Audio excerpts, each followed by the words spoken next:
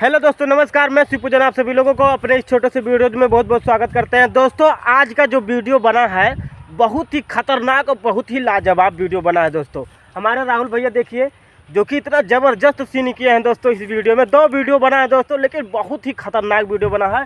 इधर देखिए चंदा जी हैं और इधर हमारे कक्का हैं, इधर ये भी भैया हैं, भी नए नए आए हैं। ये भी बहुत ही ज़बरदस्त रोल किए हैं भाई। और उधर हमारे दूसरे कक्का हैं बुद्धेश भाई, जो कि अभी कपड़ा वपड़ा पहरे थे, वो भी निकाल दिए। तो दोस्तों, कल शाम तक वीडियो आ जाएगा और उसके बाद में इंस्टाग्राम पर शॉर्ट में आएगा और उसके बाद में यूट्यूब पे फुल चढ़ेगा। शिव किंग कॉमेडी करके है और कक्का का चैनल भी रहेगा, सबके वीडियो चढ़ेगा दोस्तों। और ज़बरदस्त सीन बना है, खतरनाक वीडियो बना है।